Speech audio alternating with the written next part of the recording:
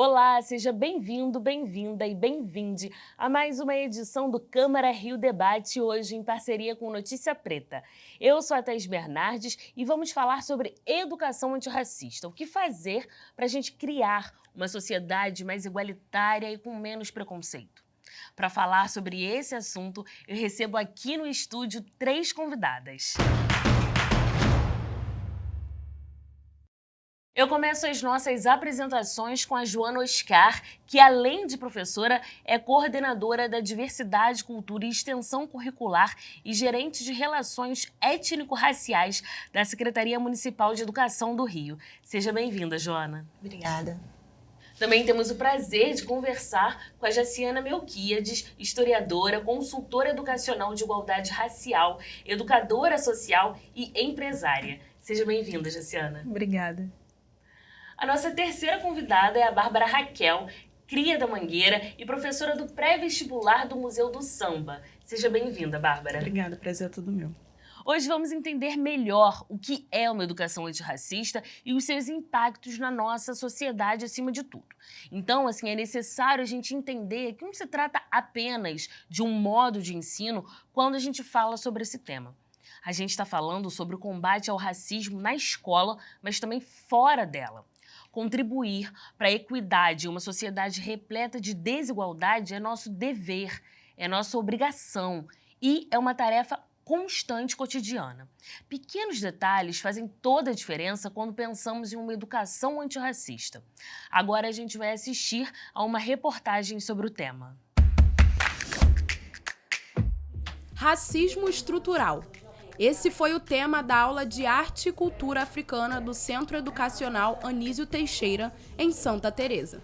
O Colégio SEAT mostra como é possível aplicar a educação antirracista nas escolas. As aulas ministradas pela professora de literatura Marlene Araújo acontecem toda segunda-feira na parte da tarde com alunos do 1º ao 3º ano que se reúnem numa roda de conversa para debater pautas antirracistas. Eu acho que a importância é uma importância coletiva, social.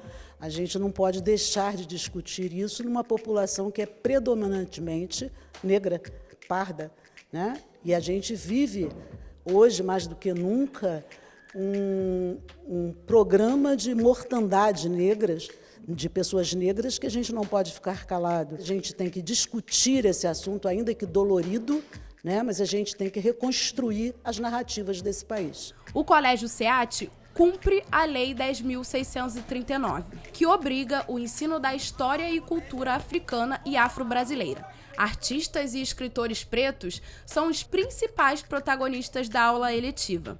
A instituição ressalta a importância da representatividade negra. Embora até agora seja obrigatório por lei, mas sempre para nós fez parte da nossa formação. Quem segue Darcy Ribeiro, quem segue Paulo Freire, quem segue Anísio Teixeira, que são os nossos mentores, inevitavelmente a gente tem uma sociedade indígena, uma sociedade negra, uma sociedade branca. E aí, inevitavelmente, nós temos que estudar nossas raízes mais profundas. A gente conversa sobre música, sobre artistas que a gente não vê tanto, mas eles estão ali. E eu acho que é uma aula que todos precisavam fazer, para a gente melhorar a nossa sociedade, a gente aprender coisas que muitas vezes não são faladas. No Colégio SEAT, a educação antirracista não se limita ao modo de ensino. É uma prática ampla, regida por princípios como igualdade e respeito. São esses pilares que contribuem para a formação consciente das próximas gerações. Joana, queria fazer uma pergunta para você, começar aqui com você falando da importância da Lei 10.639, que torna obrigatório o ensino da história e da cultura afro-brasileira na educação básica. Me corrija se eu estiver errada. Porém, a gente sabe que essa lei nem sempre ela é aplicada, porém ela é importante. Então, eu queria que você falasse para a gente sobre a importância dessa lei e a aplicação ou não dela. Thaís, essa pergunta é muito importante, a gente demarcar que a lei é resultado de uma política pública que é também fruto das ações do movimento negro ao longo dos anos em busca do reconhecimento da população negra, né, da história e principalmente das ações, né, que foram empreendidas para o combate ao racismo e às desigualdades. A escola, nesse sentido, ela é um espaço fundamental, porque assim como foi construído um sistema de invisibilidade que foi mantido através de um currículo que excluía essa história tão potente de quem nós somos como brasileiros, a gente também vai se utilizar desse espaço escolar como uma contranarrativa e em busca de trazer aquilo que a lei apregoa, que é o ensino das histórias e culturas africanas, afro-brasileiras, e depois, posteriormente, reforçado na 11645 de 2008, acrescentando aí também as histórias e culturas indígenas. O que eu posso dizer de mais importante é que a lei já tem 19 anos, é um desafio imenso de implementação, porque não basta um corpo, um texto de lei, né?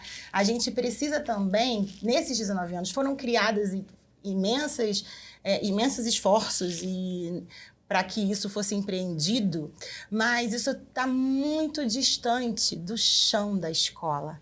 Porque a gente precisa que seja mais do que um texto, seja incluído no debate dos professores, isso vai acontecer através da formação de professores para essa temática, seja incluído na compra de materiais e de acervo de literatura, de brinquedos e de jogos, seja também incluído nas políticas públicas educacionais, pensando construção de dados, pensando em como a gente vai atingir esses alunos pretos, né, no dia a dia.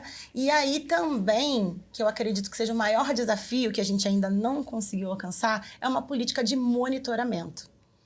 Hoje, o que a gente tem de muito potente, a gente ouve dizer que a lei não pegou. E eu não gosto desse tipo de narrativa, porque eu acho que essa narrativa só reforça que a gente ainda tem muito o que fazer. É como se a gente ainda tivesse parado no tempo e não estamos. Existem muitas práticas pedagógicas mobilizadas por professores nos seus territórios, também fruto da lei, porque a partir da lei começaram os primeiros cursos de pós-graduação voltados para a educação básica e esses professores imbuídos desse repertório foram aplicar nas suas práticas cotidianas.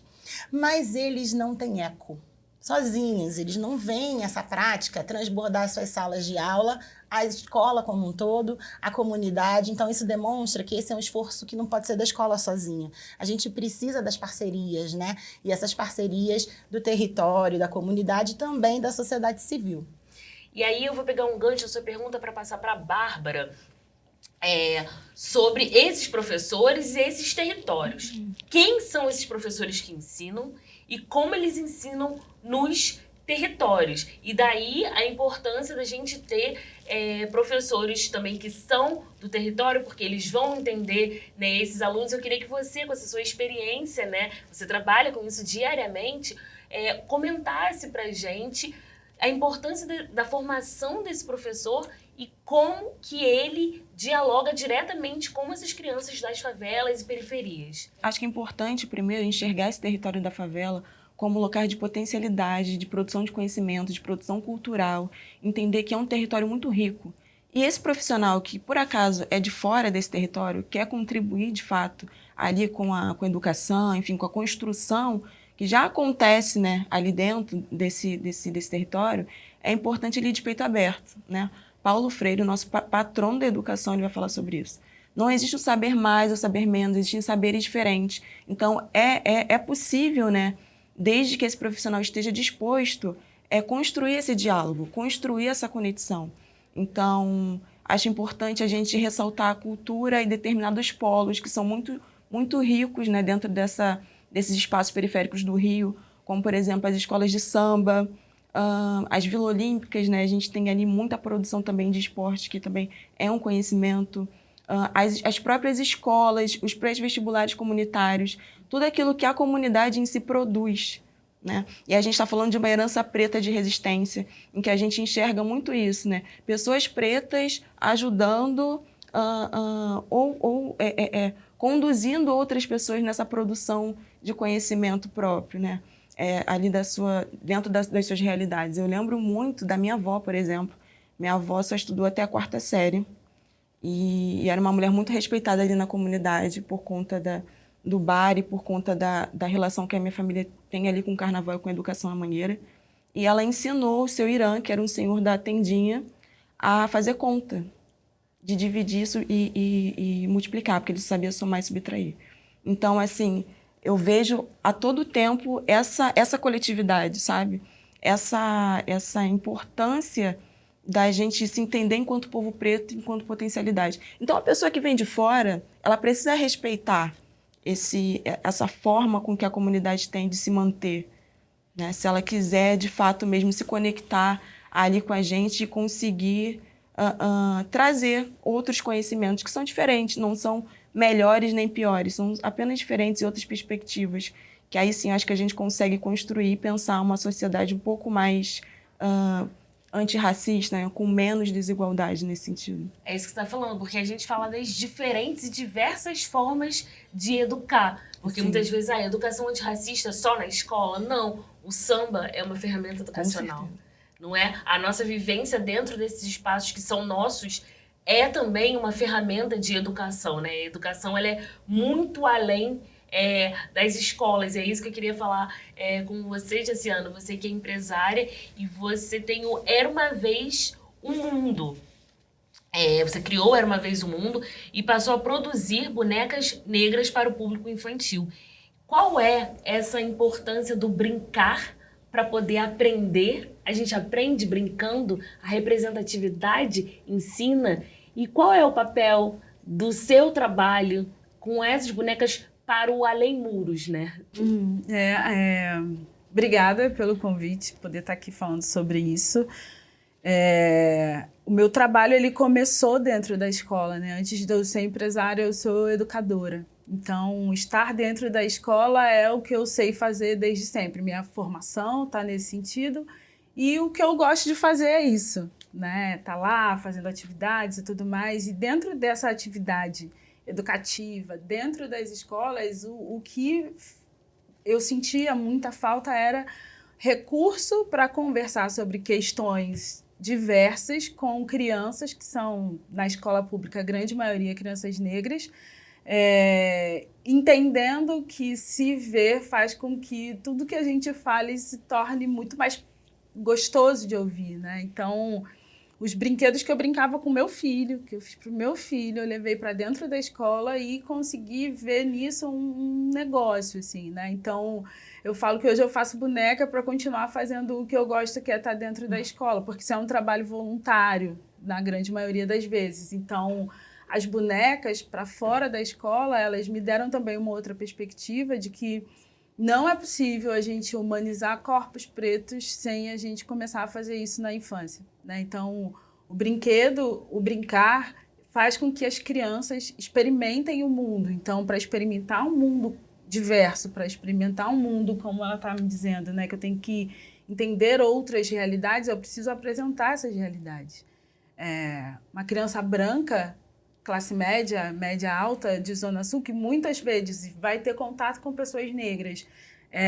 A partir da prestação de serviços, por exemplo, elas não conseguem humanizar esse corpo, elas não conseguem enxergar uma pessoa preta como uma pessoa potente, uma pessoa que vai estar no mesmo espaço que ela, estudando com ela, né? Então, esses brinquedos, eles têm uma função de...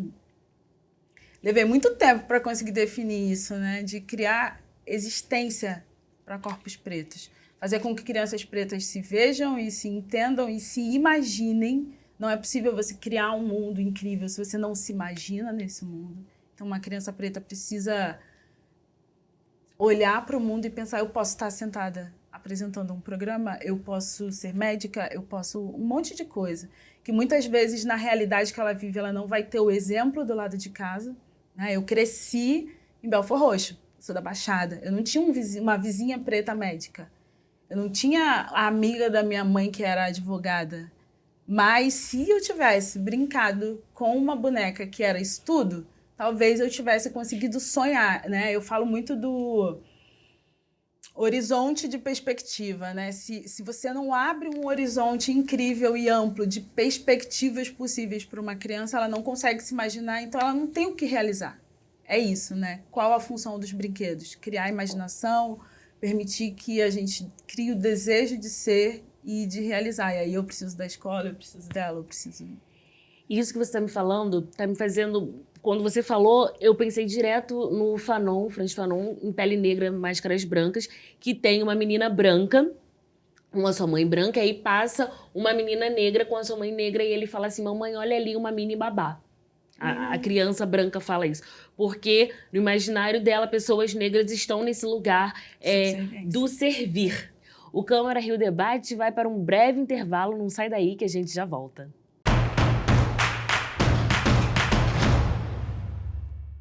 Estamos de volta com o Câmara Rio Debate, hoje falando sobre educação antirracista.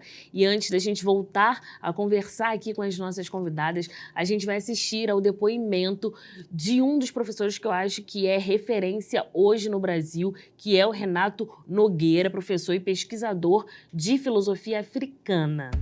Olá, aqui é Renato Nogueira e falar de educação antirracista tem relação direta com aquilo que está na Lei de Diretrizes e Bases de Educação Nacional. A gente, em 2003, teve uma legislação, uma mudança na LDB, que depois, em 2008, uma complementação também, que teve em 2004, 2006, que vai instituir a obrigatoriedade desses conteúdos. Qual a razão? É que os conteúdos antirracistas, os conteúdos de diversidade, os conteúdos de história e cultura afro-brasileira, africanos, povos indígenas, não seja turístico, não ocorra só eventualmente na escola, mas esteja na estrutura da escola, na estrutura do currículo, na estrutura curricular, em todos os eixos, em todas as disciplinas, áreas de conhecimento, em todos os níveis e modalidades.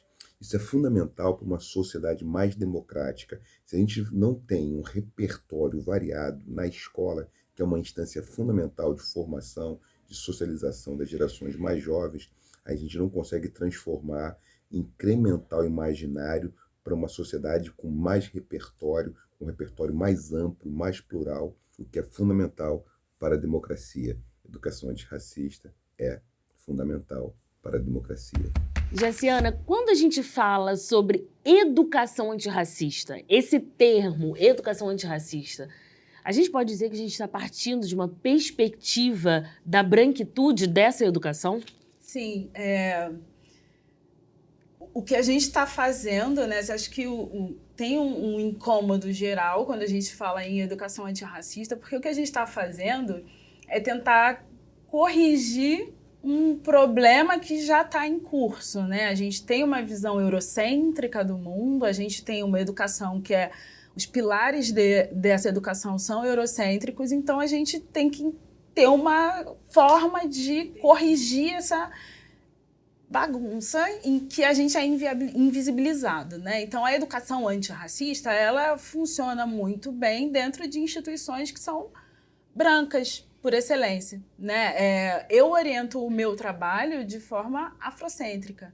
Os meus produtos, o que eu falo na internet, a forma como eu ajo no meu cotidiano, pessoas que eu escolho me relacionar e contratar e trabalhar junto são pessoas que constroem junto comigo a partir da mesma visão de mundo que eu tenho. Né? O que a Bárbara está falando sobre escola de samba é uma construção preta, alicerçada em conhecimentos pretos. E aí, quando a gente entra nesse espaço e a gente não consegue enxergar ali uma construção coletiva a partir de pilares pretos, a gente está entrando com esse olhar eurocêntrico. Então, a gente precisa se educar de forma antirracista, inclusive, para entrar num território e conseguir enxergar a riqueza. Tem que ter olhos para ver, né? A gente precisa ter olhos para ver que a gente não está inventando nada, está tudo ali, a gente só está aprendendo a reconhecer. E uma outra questão, né, que quando a gente parte de instituições brancas para o território, a gente só está querendo validar uma coisa que já funciona, que todo mundo já faz, que já tem uma colaboração coletiva, que já funciona bem, mas precisa passar o filtro da branquitude para validar aquele território, para validar os saberes. E acho que o que a gente faz fora da escola é tentar justamente potencializar o que já existe. traduzir e blindar esse espaço de quem vem de fora. Traduzir para quem está olhando de fora e falar assim, então, já tem potência aqui, já tem riqueza, já tem saber, já tem conhecimento. Sei que é bacana, vocês querem vir conhecer, mas assim, vem para construir junto, não para ensinar uma coisa. Porque ninguém melhor do que nós para saber o que a gente mesmo precisa, né? Exato. Ninguém melhor do que a pessoa que tá no território, que tá naquela realidade. Eu sei o que eu preciso, você não precisa vir de fora dizer o que eu preciso. Me pergunta o que você precisa. Eu vou te dizer. Depois, se você quiser falar, a gente vai fazer dessa forma aqui, porque é a forma burocrática que tem que ser, ok. Mas eu sei a forma, eu sei a estratégia. E aí, falando justamente sobre estratégia, a gente sabe das nossas estratégias para avançar e a gente sabe das nossas estratégias para se organizar e também para a gente cuidar dos nossos, né? E aí você estava falando, Bárbara, que enquanto no período que você estava no NICA, que fica dentro do Jacarezinho, quando teve a chacina do Jacarezinho, como que vocês vão falar sobre essa educação antirracista para um grupo que já está fragilizado emocionalmente, né? E aí a gente tem as nossas estratégias. Sim. Muito ancestral, assim. Eu vejo que algumas coisas a gente tem que a gente sabe como fazer. Eu não sei como, mas eu sei como fazer, né? E foi exatamente isso que vocês fizeram, né? Sim, eu acho importante, né, como vocês já estavam falando, a gente partir dessa questão da valorização nossa, né, das nossas narrativas. Acho que a professora e doutora Azandieri vai falar muito bem sobre isso, que essa perspectiva da educação antirracista, ela parte justamente, como a nossa colega falou, para resolver um problema da branquitude, né? Mas quando a gente pensa em uma educação afrocentrada ou afro-referenciada, a gente está colocando o nosso corpo, a nossa existência no centro, né? E eu acho que a nossa luta ela tem que ser nesse sentido, nesse movimento, da gente se reorganizar, se reconhecer enquanto povo, a partir de uma lógica afrocentrada, mas também da gente partir dessa educação. E aí, pensando muito por essa perspectiva, não de combate necessariamente, né, essas agressões da sociedade, mas de autocuidado e de se reconhecer, de reconhecer a sua subjetividade. A gente ali no NICA, junto com Favela Terapia e com a psicóloga, deixa eu lembrar o nome dela, Dandara Ziza, que esteve ali com a gente, e a Dandara atende, né, aqui no Rio, a partir do viés da psicologia africana. Então é importante a gente falar sobre isso, né? Porque as ciências, nasceu na Europa, nasceu na Grécia, não. Existe psicologia em África, existe filosofia em África. Então, assim, são muitos saberes, só que a gente não tem acesso, a gente ainda não reconhece nossa potencialidade. E a gente foi buscar isso, né? Com os nossos irmãos que já estão aí nessa caminhada para somar com a gente ali no NICA, nessa construção. E a gente desenvolveu, então, uma oficina para tentar, e é isso, tentar dar conta minimamente do estrago, do dano que aquela comunidade sofreu, né? No dia 6 de maio. Então, a gente reuniu alguns ativistas, alguns dos nossos alunos e alguns moradores. A gente fez um momento de acolhimento, com terapia holística, com conversa com os nossos monitores, né, que são psicólogos ali do Favela Terapia. Tudo isso em um roteiro, né, que foi direcionado pela Dandara em reuniões que a gente teve. Então, essa foi a forma que a gente teve de conseguir lidar e falar para a nossa comunidade, olha, não adianta eu chegar para o meu aluno e falar assim, você precisa passar no vestibular da UERJ, da UFRJ, se teve uma chacina no território em que ele habita, né? E aí eu também negar a humanidade do meu aluno e dizer que não, você tem que dar um jeito de entrar nesse sistema. E, Joana, quando a gente está falando sobre estratégia, né? Como que a gente traz para esses espaços institucionalizados, que é onde você, né, circula, onde você está, onde você atua, como que a gente traz essas nossas estratégias, muitas delas ancestrais, que é aquilo que a gente não sabe nem como a gente faz, mas a gente se organiza, como que a gente traz para esses espaços? É importante destacar, né, que a gente já vem, como professores pretos, numa perspectiva afro-referenciada, se constituindo em quilombos, né? O aquilombamento, essa soma de forças, é fundamental para a gente ocupar os espaços de decisão. E aí, quando a atual gestão procura os professores no campo para saber quais eram as estratégias para a implementação dessa lei de fato, né, a primeira coisa que a gente diz cria um órgão institucional. Porque a gente sabe que a criação de um órgão vai tensionar também que as escolas se apropriem daquilo que até o momento elas ainda não se apropriaram. Então, a gente tem vivido um momento muito feliz de produção e de muito trabalho, que é a criação da Gerência de Relações Étnico-Raciais. E a partir da criação da gerência, mesmo tendo sido criada como um órgão consultivo, que a priori teria, né, sido entendido como um órgão que é destituído de poder, nós fomos lá bater na porta da equipe de elaboração de material. Então, hoje, eu tenho muita felicidade de dizer que na Secretaria Municipal de Educação do Rio de Janeiro, os nossos materiais estão chegando para os alunos já com elementos, né, de afro-referência. A gente está fazendo o deslocamento dos territórios, então o material não fala mais só sobre os pontos turísticos, fala de Madureira, fala de Oswaldo Cruz, fala de Santa Cruz, né, fala das favelas, traz personagens que circulam hoje no cenário nacional, inclui literaturas como Otávio Júnior, inclui o Renê Silva, que faz um trabalho maravilhoso no Complexo da Penha, né, na Vozes da Comunidade. E, além disso, a gente também constrói um material pedagógico que vai ser um instrumento para o professor aplicar em sala de aula. E o nome desse material é a Agenda da Gerer, muito orientado pelos valores civilizatórios afro-brasileiros da Zoilda Lourito da Trindade.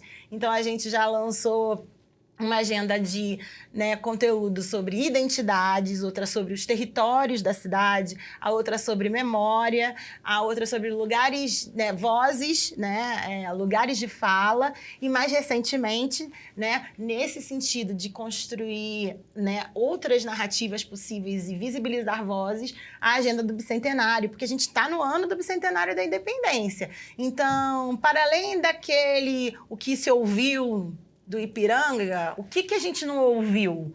Né? As revoltas, né?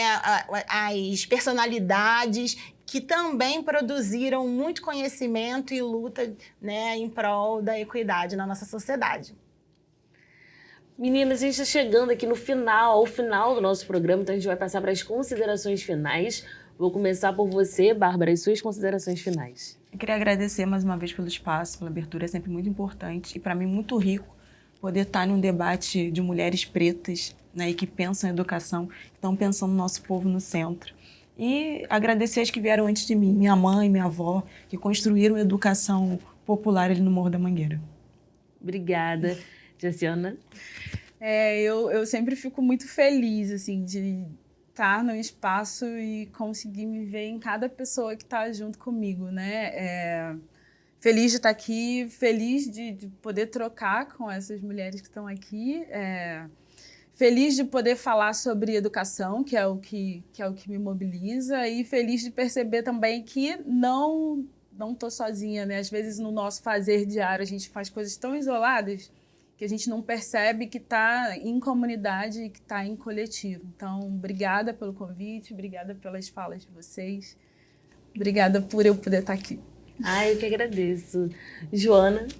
Eu quero agradecer também a oportunidade, né? Assim como elas disseram muito bem, é importante a gente se ver, se reconhecer e principalmente multiplicar as nossas vozes, saber que onde quer que a gente esteja atuando, a gente vai olhar para o lado e vai saber que está cada vez mais forte o movimento, né, em prol de uma educação antirracista, no combate às desigualdades.